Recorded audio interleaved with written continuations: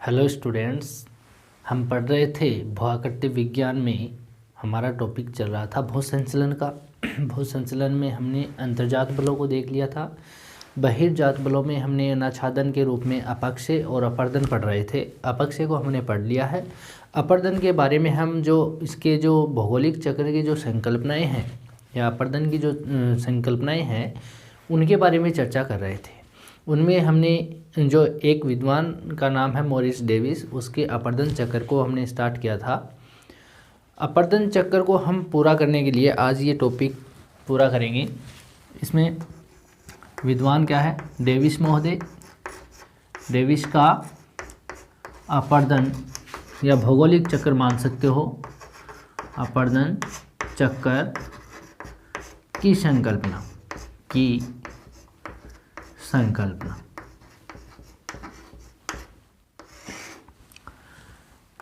Davis महोदय है। इन्होंने जो भौगोलिक चक्र की यह संकल्पना दी, जिसको हम सामान्य अपर्दन चक्र की संकल्पना में मान सकते हैं। इसमें हमने पढ़ा, ये जो संकल्पना इन्होंने प्रस्तुत की थी वो 1899 में प्रस्तुत की, जिसमें हम कह सकते हैं कि इसमें ये 3 प्रकार के जो कारक होते हैं उनको इन्होंने महत्वपूर्ण माना है। जिनको कहते हैं डेविस का त्रिकट, जिसमें कौन कौन से कारक आते हैं? जिसमें हम बात कर सकते हैं संरचना की, जिसमें बात कर सकते हैं प्रक्रम की, जिसमें बात कर सकते हैं अवस्था की। हमने इसके बारे में पढ़ा है। संरचना में स्थिति और प्रकृति दोनों को शामिल किया जाता है, जबकि प्रक्रम के अंदर जैसे भूकंप है, ज्वालामुखी है, नदी है, हिमालय, इनको हम प्रक्रम के रूप में मानते हैं। अवस्था में डेविस महोदय ने यहाँ अवस्था के रूप में इन्होंने 3 प्रकार की अवस्थाएं मानी हैं, यानी युवावस्था, प्रौढ़ावस्था, जीर्णावस्था। यानी हम यूँ कह सकते हो कि जो हम मानव का भी अगर अवस्थाएं देखें तो 3 अवस्थाएं से गुजरता है मानव, यानी बाल्यावस्था, किशोरावस्था है, वृद्धावस्था है।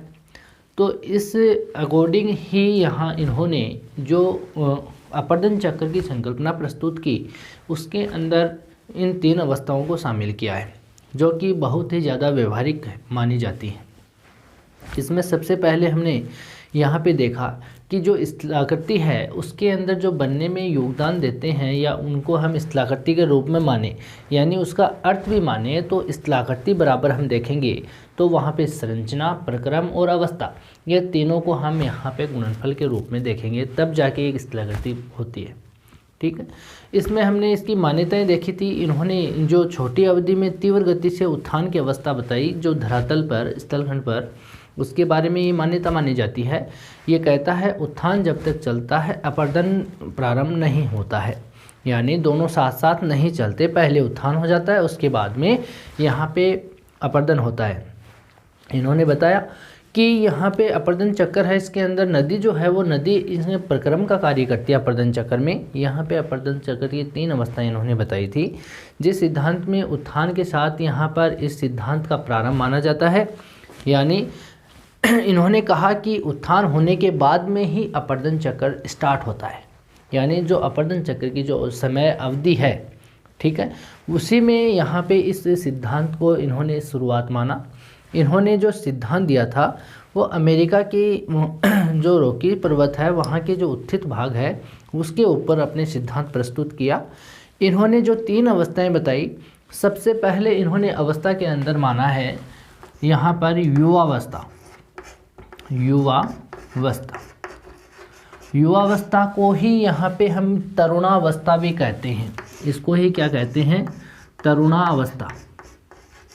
देखिए, इन अवस्थाओं को ध्यान से समझना, हमें इनको ध्यान से समझना है।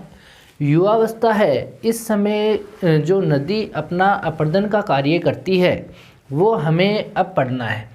इन तीनों अवस्थाओं में नदी कहाँ पर कटाव करती है, कहाँ पर किस प्रकार की वहाँ स्थलाकृति बनेगी, यहाँ पे हम इसके बारे में जानेंगे। जो नदी अपर्दन करती है, इन्होंने नदी के बारे में हम क्यों पढ़ रहे हैं? क्योंकि इसके अपर्दन चक्र में, किसके? डेविस महोदय के, इसके अपर्दन चक्र में हम यूँ कह सकते हैं कि यहाँ पर जो अपर्दन चक्र की जो संकल्पना प्रस्तुत की इन्होंने, तो वहाँ पर जो नदी है इस प्रक्रम के माध्यम से अपरदन का कार्य हुआ था, यानी कटाव का कार्य हुआ, जिसके कारण इन्होंने नदी को ही प्रमुख माना है। इन्होंने कहा कि रोकीज पर्वत जो उत्थित भाग हुआ था, रोकीज पर्वत बना था, उसका जो अपरदन हुआ वो नदी के कारण ही हुआ है। यानी जो शीत आर्द्र क्षेत्र हैं जो रोकीज पर्वत क्षेत्र में यूएसए के मोंटाना राज्य में स्थित है, वहाँ पर उन्होंने कहा कि नदी इतनी प्रभावी हो गई कि उस पर्वतीय क्षेत्र का अपरदन करके उसको समतल मैदान में बदल दिया है। यानी यहाँ पर हम बात करते हैं इसका जो 3 अवस्था हैं उनके अंदर सबसे पहली अवस्था है युवावस्था या तरुणावस्था। ठीक है, यहाँ पर ये अवस्था है, इसके अंदर जो नदी है वो अपनी इस अवस्था में जो नदी है वो अपना जो मुख्य कार्य करती है, इसमें मुख्य रूप से 2 प्रकार के कार्य करती है नदी। एक तो करती है घाटी गर्तन का, नदी 2 कार्य करती है।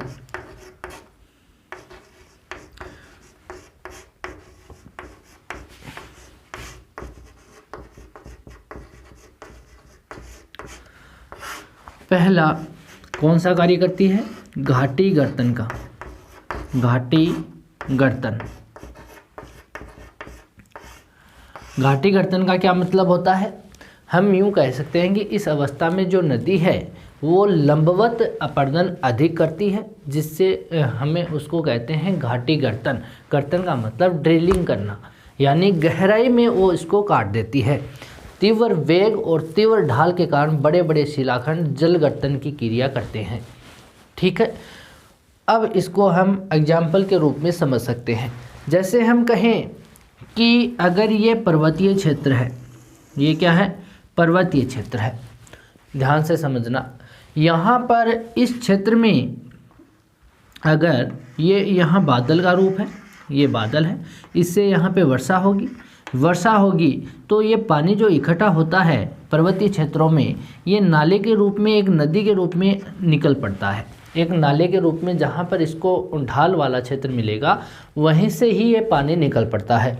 यहाँ से अगर ये पानी निकलेगा तो अगर ये ढाल होगा वो तीव्र होगा, यानी तीव्र ढाल होगा, तीव्र ढाल होगा तो नदी का जो पानी है वो तीव्र गति से नीचे जाएगा, यानी उसका वेग क्या हो जाएगा?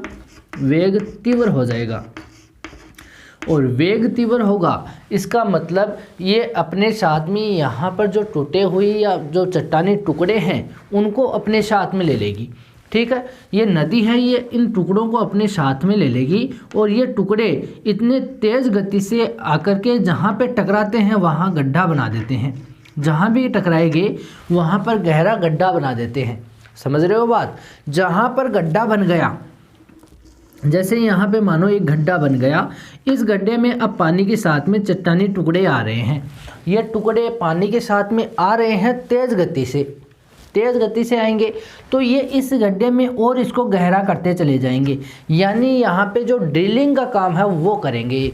ड्रिलिंग क्या करती है? एक गहरे खाई के रूप में उसको ड्रिल करके उस नीचे वाली मिट्टी को इतना गहरा कर देती है कि जो यहाँ तो जो मिट्टी है वो ड्रिल तो बाहर फेंक देगी, लेकिन यहाँ जो पानी है वो पानी तोड़ने का काम तो पत्थर करेगा, जो चट्टानी टुकड़े हैं वो करेंगे। यानी इसको शिलाखंड है, इस शिलाखंड का मतलब जो चट्टानी टुकड़े हैं वो वाले वो आएंगे और जल गर्तन का काम, जल का मतलब वो तो इस स्तंभ को या इस धरातल को तोड़ेगा और ये पानी है वो इस क्षेत्र में टूटा हुआ जो चूर्ण रूप है उसको घोल करके बाहर ले आएगी। समझ रहे हो बात? तो यहाँ पे एक गहरा ड्रिलिंग के रूप में गहरा लंबवत कटाव हो जाएगा। यहाँ पे क्या हो जाएगा? लंबवत कटाव, जिसको हम क्या बोलते हैं? घाटी गर्तन बोलते हैं, जो कि जल गर्तन के रूप में किया जाता है या शिलाखंडों के द्वारा ये किया जाता है। तो तीव्र ढाल के कारण लंबवत जो कटाव होता है, यानी खड़ा जो कटाव होता है समकोण पर, उसको हम यहाँ पे घाटी गर्तन में शामिल करते हैं। ठीक है, दूसरी बात यहाँ पे हम करें तो दूसरा जो नदी है वो दूसरा जो कार्य करेगी वो सरिता दीर्घीकरण का करेगी। किसका करेगी? सरिता। सरिता नदी का नाम होता है, सरिता दीर्घीकरण। इस नाम से ही आप समझ गए होंगे दीर्घीकरण का मतलब कि यहाँ पर जो नदी होगी जब युवावस्था में होगी, जब नदी चलना ही स्टार्ट होगी, जहाँ से निकलना ही यानी यहीं से निकली है, यहीं पे अगर हम इसकी बात करें तो एक नाले के रूप में होगी नदी। जब ये नदी आगे बढ़ेगी तो इसके साथ में यहाँ पे अगर ढलाने भाग होंगे, वहाँ से भी कुछ सहायक नदियाँ आकर के छोटी बड़ी जो शाखाएँ हैं उनका पानी साथ में लेकर के एक बड़ी नदी का रूप ले लेगी, यानी दीर्घीकरण का मतलब बड़ी नदी का रूप। तो यहाँ में हम कह सकते हैं कि छोटी छोटी नदियाँ हैं उनसे मिलकर के एक हो जाती है, यानी उनसे अपने पानी को उन सहायक नदियों का पानी अपने पानी में मिला लेती है। तो यहाँ पे सरिता दीर्घीकरण का कार्य भी करती है नदी युवावस्था के अंदर। जो हम इसकी विशेषताएं बताएं, युवावस्था की अगर विशेषताएं बताएं तो यहाँ पे कह सकते हैं निरपेक्ष जो उच्चावच होता है वो स्थिर रहता है, क्योंकि न तो उत्थान होता है और न ही पार्श्विक अपरदन होता है। यहाँ पर निरपेक्ष और जो सापेक्ष ऊंचाई है उसके बारे में एक बार जान लो। यहाँ पे दो नाम आते हैं, एक तो आता है सापेक्ष, एक तो कौन सी ऊंचाई होती है, सापेक्ष ऊंचाई होती है, और एक होती है निरपेक्ष ऊंचाई। एक कौन सी होती है, निरपेक्ष ऊंचाई। इन दोनों ऊंचाई के बारे में आप जान लो। सबसे पहले हम एक नदी का डायग्राम बनाते हैं। यहाँ पे मानो ये जो क्षेत्र है, इस क्षेत्र में अपने को नदी देखनी है। यहाँ पर ये पर्वतीय क्षेत्र है, इसके अंदर से यहाँ पर ये नदी बह रही है, समझ रहे हो बात। यहाँ पर इस क्षेत्र में क्या बह रही है, नदी। ये घाटी है, ये पर्वतीय क्षेत्र है, ये पर्वतीय क्षेत्र है, ठीक है। यहाँ पर ये पर्वतीय क्षेत्र और इधर ये घाटी वाला क्षेत्र है, तो इसके अंदर नदी बह रही है। जैसे मानो यहाँ कोई दो पर्वतीय क्षेत्र हैं और इसके बीच में नदी बह रही है, समझ रहे हो बात, यानी दो पर्वतों के बीच में नदी बह रही है, समझ रहे हो। यहाँ पे हम कहें कि इस नदी में, यानी ये इसकी तली है, नदी का धरातल है, इस धरातल पर नदी बह रही है, इस क्षेत्र में नदी बह रही है, यानी ये तो समुद्र तल से ऊंचाई है, ये तो समुद्र का तल है, ये है समुद्र का तल। इसके ऊपर वाले क्षेत्र में यानी पर्वतीय क्षेत्र है, ये घाटी वाला क्षेत्र है। यहाँ जैसे ये मैदान है, ये पठार है मैदान, और इसके ऊपर यहाँ पे ये समुद्री भाग है, ठीक है, यहाँ जल है, आ गया समझ में। यहाँ पर ये समुद्र का तल है, इस यहाँ पे मैदान है और इसके ऊपर पठारी भाग है, इसके ऊपर ये पर्वतीय क्षेत्र है इस ऊंचाई के अकॉर्डिंग। तो यहाँ पर यूँ देखें कि इसकी जो तली होगी, जो नदी की तली है, इस तली को यहाँ से लेकर के और पर्वत की जो ऊंची चोटी है, इस चोटी को यहाँ पे क्या कहते हैं, सापेक्ष ऊंचाई कहते हैं। इसको हम क्या कहेंगे, हम सापेक्ष ऊंचाई, सापेक्ष ऊंचाई। और यहाँ से लेकर के जो सबसे ऊंची चोटी है पर्वत की, उस चोटी से लेकर के समुद्र का तल होता है, वहाँ से जो इसकी ऊंचाई होती है, इसको कहते हैं निरपेक्ष ऊंचाई। क्या कहते हैं, निरपेक्ष ऊंचाई। समझ गए बात, दोनों बातें हैं यहाँ, इनको समझना है आपको। एक तो कौन सी है, सापेक्ष ऊंचाई है, एक है निरपेक्ष ऊंचाई। ये है नदी, यहाँ पे ये क्या है, नदी है। आपको केवल इतना समझना है, ये सारी की सारी चीज़ें अपने को इसके डायग्राम में देखनी है। अभी हम जब इसका डायग्राम बनाएंगे वहाँ पर इसकी सापेक्ष और निरपेक्ष ऊंचाई है उसके बारे में जानेंगे, समझ गए। तो यहाँ पर यूँ कह सकते हैं कि इस क्षेत्र में अगर नदी का तल है, यहाँ पे इस धरातल है नदी का, यहाँ पे बह रही है इस तल पर, और ये पर्वतीय क्षेत्र है, इन दोनों के बीच में बह रही है। तो यहाँ पर ये बह रही है, तो इस तल से लेकर के इस पर्वत की सर्वोच्च चोटी होगी, वहाँ तक तो होगी सापेक्ष ऊंचाई। और जो ऊंची सबसे ऊंची चोटी है और जो सागर का तल है, यहाँ पर इसको कहते हैं, इतनी ऊंचाई को यहाँ पर क्या कहेंगे, निरपेक्ष ऊंचाई। तो इन दोनों को हम ध्यान में रखेंगे। तो यूँ कहें कि जो इसका जो युवावस्था है या जो उत्थान भाग है, उस उत्थान भाग में शुरू में निरपेक्ष ऊंचावच जो होता है, यानी निरपेक्ष जो ऊंचावच होगा, इस निरपेक्ष ऊंचावच को हम यूँ कहें तो ये स्थिर रहता है उत्थान के समय, यानी इसमें न तो उत्थान होगा और न ही इसमें पार्श्विक अपरदन होता है। हम इसका डायग्राम बनाते हैं, उसके अंदर देखना स्टार्ट करेंगे साथ साथ में। यहाँ पर इस जो सिद्धांत है डेविस महोदय का, उसका एक डायग्राम बनाते हैं, उसके साथ साथ में इसको हम देखेंगे। यहाँ पर यूँ देखें, जैसे सबसे पहले हम बात करें उत्थान की। यहाँ से मानो ये पर्वतीय क्षेत्र है, इस पर्वतीय क्षेत्र में उत्थान हो चुका, इस क्षेत्र में ये उत्थान हो चुका है, यानी ये पर्वतीय क्षेत्र की ऊंचाई बन चुकी है। इसका मतलब ये उठा हुआ भाग है, इतना ये उठा हुआ भाग है, ये उत्थान वाला भाग है। समझ गए बात? ये हो चुका है। इसके बाद में जो दूसरी यहाँ पर ये अवस्था आती है, इस अवस्था को इन्होंने क्या कहा है? इस अवस्था को इन्होंने क्या कहा है? युवावस्था कहा है। यहाँ पर्वतीय क्षेत्र हैं, ये इनके बीच में नदियाँ बहती हैं। क्या बहती हैं? नदियाँ। ये मानो ए स्थान है। कौन सा स्थान है? ए। और ये मानो ब स्थान है, और यहाँ पे क्या है? स स्थान। यानी ये पॉइंट है, सबसे ऊंची चोटी का है, ये इसके तली वाला क्षेत्र है, और यहाँ से यहाँ तक ये समुद्र का तल है, और यहाँ पर ये सबसे ऊंची चोटी। जैसे पर्वतीय क्षेत्र मानते हैं हम, सबसे यहाँ से समुद्र तल से लेकर के, और हम यहाँ इसकी जो घाटी वाला तल है या पर्वतीय क्षेत्र, दो पर्वतीय क्षेत्रों के बीच भाग है जिसको तली कहते हैं, सागर या नदी की तली कहते हैं। तो इससे को हम बी पॉइंट में लेते हैं, और इसकी सबसे वो चोटी होती है पर्वतीय क्षेत्रों की, इसको हम से प्रदर्शित करते हैं। इस सिद्धांत को अपने को समझना है। समझ गए बात? इसको हम इधर की ओर करेंगे तो ये ऊंचाई होगी, और ये समय के अकॉर्डिंग चलेगा। किसके अकॉर्डिंग चलेगा? समय के अकॉर्डिंग। यानी इधर बढ़ेंगे तो यहाँ पे समय है, ठीक है। इधर की ओर जाएंगे तो यहाँ पर ऊंचाई है। क्या है? ऊंचाई। यहाँ पर ऊंचाई है, ठीक है। ये ऊंचाई की ओर है, और ये समय के अकॉर्डिंग है। पहले हम यूँ कहते हैं इसको, ये अवस्था है इसकी, कौन सी है? युवावस्था। युवावस्था। अब जो बात मैं बता रहा हूँ वो ध्यान से सुनना। इन्होंने क्या कहा है?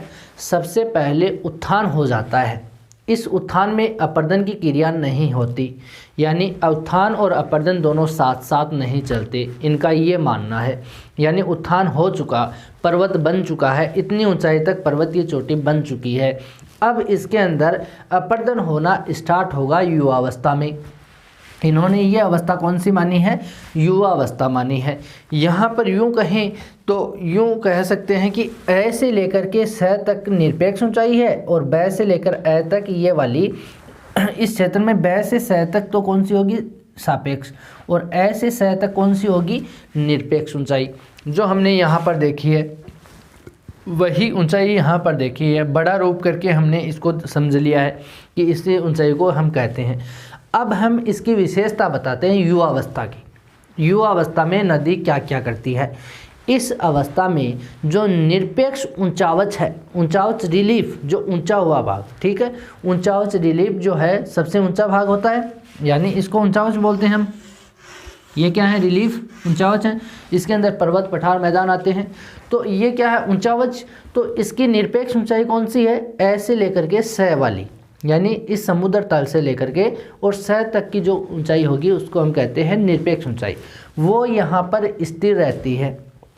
क्या रहेगी? स्थिर रहेगी। स्थिर का मतलब इसका कटाव नहीं होता, और न इसके अंदर उत्थान होता। इस अवस्था में न तो ये पर्वतीय क्षेत्र ऊपर जाता, और न ही इसका कटाव होता। दोनों बात समझ में आ गई होंगी, क्योंकि न ही इसका जो पार्श्विक अपर्दन है, यानी इसके किनारे हैं, वो भी नहीं करते। पर्वतीय क्षेत्र है, पर्वतीय क्षेत्र के जो पार्श्विक भाग होता है, क्षैतिज भाग होता है, वो भी यहाँ पे नहीं कटता है, यानी उसका भी अपर्दन नहीं होता। यहाँ पे जो घाटी है, उस घाटी में लंबवत अपर्दन के कारण सापेक्ष ऊंचाई में निरंतर वृद्धि होती है।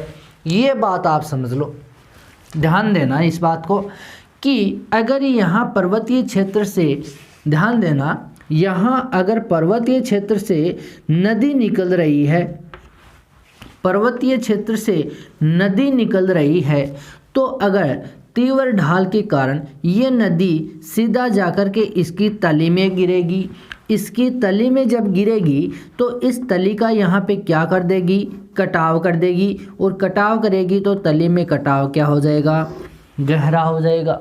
गहरा होगा तो यहाँ पे सापेक्ष ऊंचाई बढ़ेगी या घटेगी, सापेक्ष ऊंचाई बढ़ेगी, यानी यहाँ तक आई या नहीं आई, आ गई। यहाँ पर यूँ कहते हैं निरपेक्ष ऊंचाई, यानी यहाँ तो ये कोई कटाव नहीं करती, ये बात तो हमने कर ली है। हमने शुरू में क्या कहा कि निरपेक्ष ऊंचावश स्थिर रहता है, ये तो स्थिर रहेगा, ये तो अपने स्थान पे रहेगा, लेकिन नदी यहाँ पे लंबवत गिर करके और अपनी तली में कटाव करेगी और सापेक्ष ऊंचाई में निरंतर वृद्धि करती रहेगी। आया कुछ समझ में? यहाँ पे सापेक्ष ऊंचाई बढ़ रही है या नहीं बढ़ रही? यहाँ पे पहले इतनी थी, लेकिन नदी यहाँ पे गिर कर के सीधा लंबवत अपरदन किया और यहाँ पर क्या कर दिया, कटाव कर दिया, जिसके कारण सापेक्ष ऊंचाई बढ़ गई है। ठीक है, यहाँ पर ये एक परिभाषा है। दूसरी हम कहें, इस अवस्था में जो नदी है वो वी आकार की घाटी, यहाँ पे गहरा कटाव करेगी तो ये घाटी किस आकृति में बनेगी, वी आकार में। यहाँ से पानी आएगा तो गहरा कटाव करेगी, लंबवत कटाव करेगी, तो इसकी आकृति यहाँ पे दूर से देखने पर, दो पर्वतीय क्षेत्रों के बीच में देखने पर इसकी आकृति किस आकार में बन जाएगी, वी आकार में बन जाएगी। समझ में आ गया? यहाँ पर ये गोर्ज का निर्माण भी करती है, ये नदी कैनियन का निर्माण भी करती है। कैनियन गोर्ज क्या होते हैं, यही कटाव अधिक गहरा होगा, यू आकार में हो जाएगा, इसको गोर्ज कहते हैं। अगर इसका कटाव और गहरा हो जाएगा, इतना गहरा हो जाएगा कि आई आकार में दिखना स्टार्ट हो जाएगी, ये पर्वतीय क्षेत्र है। ठीक है, ये घाटी वाला भाग है, तो इसको आप दूर से देखोगे तो यहाँ आई यानी और गहरा, यानी इसके किनारे संकरे और इसकी गहराई ज़्यादा होगी, तो इसको कैनियन कहते हैं। इसकी आकृति को देखेंगे तो ये कैनियन नज़र आएगी, और अगर ये कम गहराई है तो इसकी यू आकार की घाटी बनेगी, तो इसको हम गोर्ज कहेंगे। ठीक है, या वी शेप में इसकी आकृति होगी। तो यहाँ पे दूर से देखने पर इस पर्वतीय क्षेत्र की जो फोटो आएगी वो फोटो वी आकार की आएगी यहाँ पे। समझ गए बात? तो यहाँ पर इस प्रकार की जो स्थलाकृति बनाती है, यह नदी यहाँ पे उच्च छलिका बनाती है। उच्च छलिका, उच्च छलिका का मतलब होता है, जैसे मानो यहाँ ये पर्वतीय क्षेत्र है, यहाँ से नदी गिरेगी तो गिरेगी, वहाँ पे गड्ढा कर देगी, यहाँ पे गड्ढा कर देगी और यहाँ कटाव कर देगी, फिर यहाँ से पानी निकला और यहाँ आया, यहाँ वापस वही प्रक्रिया दोहराई और यहाँ पर भी गड्ढा कर दिया। तो यहाँ पर जो उछलता हुआ पानी गिरेगा जाएगा, ये उछलता इसमें गिरेगा, फिर यहाँ जाएगा, यहाँ ऐसी उच्च छलिकाएँ यहाँ पर निर्मित कर देती है। यह नदी यहाँ पे जलप्रपात का निर्माण करती है, यानी इस क्षेत्र में जैसे यहाँ चट्टानें हैं तो यहाँ से गिरी, इस भाग में कटाव किया, फिर यहाँ से गिरी, फिर इस भाग में कटाव किया, तो पानी आपको ऐसे गिरता हुआ नजर आएगा, तो इसको कहते हैं जलप्रपात, वाटरफॉल कहते हैं। तो किस इतने प्रकार की नदी युवावस्था में जो स्थलाकृतियाँ बनाती है, इस अवस्था में युवावस्था में, तो वहाँ पर वी आकार की घाटी बनाएगी, या गोर्ज का निर्माण करेगी, या कैनियन बनाएगी, या उच्छलिका बनाएगी, या यहाँ पे जलप्रपात वाटरफॉल बनाएगी। तो हम कह सकते हैं कि इस युवावस्था में यहाँ पर सापेक्ष और ऊंचाई और निरपेक्ष ऊंचाई को ध्यान में रखते हैं। निरपेक्ष ऊंचाई यथावत रहती है युवावस्था के अंदर, और सापेक्ष ऊंचाई में यहाँ पे वृद्धि होती है, यानी सापेक्ष ऊंचाई बढ़ती है। किस तरीके से बढ़ती है वो हमने इस डायग्राम में देख लिया है। समझ गए बात? निरपेक्ष सापेक्ष ऊंचाई का मतलब है नदी की जो तली है उस तली से पर्वत की सर्वोच्च चोटी की ऊंचाई। आप लिख सकते हो, इनको नोट कर सकते हो। यहाँ पे सापेक्ष ऊंचाई के सामने लिख सकते हो नदी की तली से पर्वत की जो सर्वोच्च चोटी की ऊंचाई। निरपेक्ष ऊंचाई में लिख सकते हो आप समुद्र तल या धरातल से पर्वत की सर्वोच्च चोटी की ऊंचाई। यहाँ पे आप इन दोनों के बारे में लिख सकते हो। ठीक है, फिर दूसरी अवस्था आती है प्रौढ़ावस्था। कौन सी अवस्था आती है? प्रौढ़ा अवस्था। अब समझने में आपको दिक्कत नहीं आएगी। समझ गए बात? ये जो अवस्था है ये प्रौढ़ावस्था की है, इसके अंदर कटाव की प्रक्रिया स्टार्ट हो जाती है। ये प्रौढ़ावस्था है, इसमें जो पार्श्विक अपरदन है, क्षैतिज अपरदन है, यानी यहाँ पर गिर करके अब इस पार्श्व का, ये पार्श्व का जो क्षेत्र है इसका भी साथ साथ में कटाव होना स्टार्ट हो जाएगा। समझ रहे हो बात।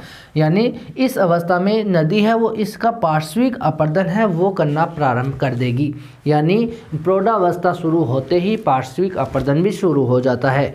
इसमें क्या होगा, जब ये पार्श्विक अपर्दन, ध्यान देना एक, अब देखो इसकी घाटी की चौड़ाई कितनी है, इतनी है। अगर इसका पार्श्विक अपर्दन कर दिया और ये पार्श्विक अपर्दन ऐसे कटाव कर दिया इसका, यानी इसका पार्श्विक अपर्दन का कटाव कर दिया, अब देखो घाटी की चौड़ाई बढ़ी या नहीं बढ़ी, बढ़ी या नहीं बढ़ी, चौड़ाई बढ़ी ना, तो इसमें घाटी चौड़ी होती है। ध्यान देना, इसमें घाटी चौड़ी होती है। धीरे धीरे जल विभाजक अपर्दित होने शुरू हो जाते हैं। जल विभाजक का मतलब अलग अलग, जैसे इस क्षेत्र में ध्यान देना, यहाँ पर कोई नदी है वो एक तो इस तरफ जाती है और एक इस तरफ, यहाँ का पानी इस तरफ चला जाएगा और यहाँ का पानी इस तरफ चला जाएगा। तो ये जो बीच वाली चोटी है ये जल विभाजक का काम करती है। किसका काम करती है? जल विभाजक का काम करती है, जिसका जो जल विभाजक है वो भी अपर्दित होना स्टार्ट हो जाता है। देखो यहाँ पर जब यहाँ कटाव होगा तो जो जल विभाजक का कार्य कर रही थी ऊंचे, जो ऊंचा स्थान है वहाँ वाला, इसका भी कटाव हो जाएगा। इस क्षेत्र का भी जैसे ऐसे कटाव हो गया तो अब ये भी क्या हो गया? अपर्दित हो गया। इसका भी क्या हो गया? अपर्दन हो गया है। ठीक है, तो घाटी चौड़ी होती जाती है। तो सेकेंड अवस्था कौन सी है? प्रौढ़ावस्था। तो इसमें इस पर्वतीय चोटी की यहाँ पे ऊंचाई क्या होगी? घटती है ना। तो यहाँ पे यूँ कह सकते हैं निरपेक्ष ऊंचाई घटती है। यहाँ पर ये निरपेक्ष ऊंचाई थी, ये क्या थी? निरपेक्ष। अब इसका यहाँ पर इसका पार्श्विक अपर्दन हो रहा है ना, यहाँ ये पार्श्विक अपर्दन हो रहा है, तो यहाँ पर निरपेक्ष ऊंचाई घटेगी या नहीं घटेगी? निरपेक्ष ऊंचाई इसमें घटना प्रारंभ हो जाती है। यानी यहाँ चोटी थी वो यहीं तक रह गई, जल विभाजक भी अपर्दित हो गया और इसकी निरपेक्ष ऊंचाई भी घट गई। तो सेकेंड अवस्था में इसकी जो ये ऊंचाई है ये घटना प्रारंभ हो जाती है। पहले इतनी ऊंचाई थी, अब इसमें इतनी ऊंचाई है। दिख रहा है आपको डायग्राम में? यहाँ पर निरपेक्ष ऊंचाई, इसमें तो निरपेक्ष जो स्थिर थी और सापेक्ष ऊंचाई है वो बढ़ रही थी। प्रौढ़ावस्था की बात करें तो निरपेक्ष ऊंचाई है वो यहाँ पे घटती हुई नज़र आती है। ढाल जो है वो मंद होने से परिवहन क्षमता कम होती है। यहाँ पर ध्यान देना, अगर ऐसा ये कटाव हो जाए, इसका ढाल मंद हो जाए, एक तो ढाल था ये वाला, ठीक है, यहाँ पर ये ढाल था, उस टाइम में तो नदी यहाँ से जो कंकड़ पत्थर लेकर के चलती थी वो, यानी उसका जो परिवहन करती थी नदी, इनको साथ में लेकर जाना यानी ट्रांसपोर्ट करना, तो यहाँ पर इस क्षेत्र से जो लेकर के चलती थी तीव्र गति, तीव्र यहाँ ढाल था, जिसके कारण ऊपर से जल्दी से इस कंकड़ पत्थरों को नीचे ले आती थी। अब जो होगा वो परिवहन, वो मंद ढाल है, इसके ऊपर धीरे धीरे पानी जाता है, उसकी गति तेज़ नहीं होती, जिसके कारण इसका परिवहन जो होता है वो भी यहाँ पे उसकी जो क्षमता है, यानी साथ में जो कंकड़ पत्थर है, अगर वेग तीव्र होगा तो ज़्यादा कंकड़ पत्थरों को एक साथ ले जाएगी, यानी ज़्यादा को ले जाएगी। लेकिन अब मंद ढाल है, पानी का वेग भी धीमा है, तो वहाँ पर कंकड़ पत्थरों को साथ नहीं ले जाती, वो वहीं पे छोड़ना स्टार्ट हो जाती है, तो उसकी क्षमता क्या हो जाएगी? कम हो जाएगी। तो ये अवस्था कौन सी होगी? ये प्रौढ़ावस्था होगी। ठीक है। तीसरी अवस्था कौन सी है? जीर्णावस्था। ध्यान देना, सबसे इम्पोर्टेंट अवस्था मानी जाती है जीर्णावस्था, वृद्धावस्था जिसको बोलते हैं। क्या बोलते हैं? वृद्धावस्था। ठीक है। इस अवस्था में जो ये नदी है ये इस पर्वत का इतना कटाव कर देती है कि लास्ट में ये समतल मैदान के रूप में यहाँ पे प्राप्त होना स्टार्ट हो जाएगा। यहाँ पर यूँ कह सकते हैं लंबवत अपर्दन है वो समाप्त हो जाएगा। लंबवत अपर्दन जो करती थी नदी वो यहाँ पे बिल्कुल समाप्त हो गया। क्यों? क्योंकि वो तो यहाँ पे देखो इसका पार्श्विक अपर्दन किया, तो यहाँ पर इस क्षेत्र में ये कटाव करने के बाद में अब मंद ढाल होने के कारण पानी धीमा गति से आ रहा है, तो लंबवत कटाव तो यहाँ पे बिल्कुल ही खत्म हो जाता है। तृतीय अवस्था में, जीर्णावस्था में, यहाँ पे वृद्धावस्था जिसको बोलते हैं, वहाँ पे लंबवत कटाव तो बिल्कुल समाप्त हो जाता है। और हम यहाँ यूँ कहें कि इसकी शुरुआत होती है तो यहाँ पे पार्श्विक जो अपर्दन है वो तो यहाँ पे जारी रहता है और लंबवत जो अपर्दन है वो समाप्त हो जाता है। यहाँ पे सापेक्ष ऊंचाई और निरपेक्ष ऊंचाई दोनों घटती हैं और तीव्रता से घटती हैं। यहाँ पे देखो, ध्यान देना, इस अवस्था में जब इसका पार्श्विक अपर्दन अब भी जारी है, ये पार्श्विक अपरदन जारी है, यहाँ पे जैसे इस तरीके से आ गया, तो ये तली है इसकी, ठीक है। अब देखो पहले यहाँ तक निरपेक्ष थी, सेकेंड अवस्था में, प्रौढ़ावस्था में यहाँ तक निरपेक्ष थी, लेकिन वो अब कट करके इसका पार्श्विक अपरदन अब भी जारी है। तो यहाँ पर इस क्षेत्र में यहाँ ये निरपेक्ष थी जो अब इतनी बची है, दोनों घटती है ना तीव्र गति से। फिर हम बात करें इस क्षेत्र में जो पार्श्विक अपरदन में हम यूँ कहें कि इसकी सापेक्ष ऊंचाई कितनी है, तो यहाँ से लेकर के यहाँ तक थी ना, वो अब इतनी रह गई है, सापेक्ष ऊंचाई इतनी रह गई, तो दोनों तीव्र गति से घट रही है, ठीक है। और लास्ट में ये मैदान है तो समतल मैदान में इतनी इसमें कटाव हो गया कि ये समतल मैदान के रूप में यहाँ पे बच गई। समझ गए बात? यानी ये धरातल के समानांतर इस पर्वतीय क्षेत्र का इतना कटाव हो गया कि ये धरातल के समानांतर आपको नजर आना स्टार्ट हो जाएगा। इस क्षेत्र में अंत में नदी आधार तल यहाँ पे प्राप्त कर लेती है। जो आधार तल कौन सा था? ये वाला, यानी समुद्र का जो तल था यहाँ पर, इस तल को यहाँ पे लास्ट में ये नदी है इस चट्टान को अपरदन कर करके और इस समतल मैदान के रूप में इसको बना देती है। और ये समतल मैदान जो बनता है इसको इन्होंने डेविस ने पेनी प्लेन कहा है। किसको कहा है? संप्राय मैदान को। इस संप्राय मैदान को डेविस ने पेनी प्लेन कहा है। क्या कहा है? पेनी प्लेन, ठीक है। इस शब्द को ध्यान में रखना। पेनी प्लेन किसने कहा? डेविस ने। किसको कहा है? ये समतल मैदान जो लास्ट में प्राप्त हुआ पर्वतीय क्षेत्र का पूरा अपरदन होने के बाद में ये लास्ट में संप्राय मैदान के रूप में प्राप्त होता है, उसको इन्होंने पेनी प्लेन कहा है। समझ में आया? यहाँ पर ये तो पेनी प्लेन कह दिया, लेकिन यहाँ पे यूँ कहते हैं कि जो समतल मैदान है उसमें कुछ पहाड़ियाँ भी बच जाती हैं, यानी ऐसा कुछ कठोर चट्टानें आ जाती हैं जिनका पूरा अपरदन नहीं होता। जो ये आपको दिख रहा है इसमें कुछ बचा हुआ, जैसे यहाँ पे छोटी मोटी बची हुई जो पहाड़ियों के रूप में, छोटे टीले के रूप में आप इसको देख सकते हो। लास्ट में जो इस समतल मैदान में ही कुछ पहाड़ियों के रूप में आपको छोटी मोटी पहाड़ियाँ दिखेंगी, समझ रहे हो, कुछ टीले के आकार में, तो उनको इन्होंने डेविस ने मोनोडोनोक कहा है। क्या कहा है? इन टीलों को यहाँ पे मोनोडोनोक कहा है। इन वर्ड को आप ध्यान में रखोगे, इनको क्या कहा है? मोनोडोनोक। समतल मैदान को इन्होंने पेनीप्लेन कहा, और जो बचे हुए टीले हैं या जो बची खुची जो पहाड़ियाँ हैं यानी छोटे मोटे रूपों में, उनको यहाँ पे उन्होंने क्या कहा? मोनोडोनोक कहा है। ये आपका सिद्धांत कौन सा है? डेविस का भौगोलिक चक्र अपरदन का सिद्धांत। समझ गए बात? इनकी आलोचना बहुत हुई। इनकी क्या हुई?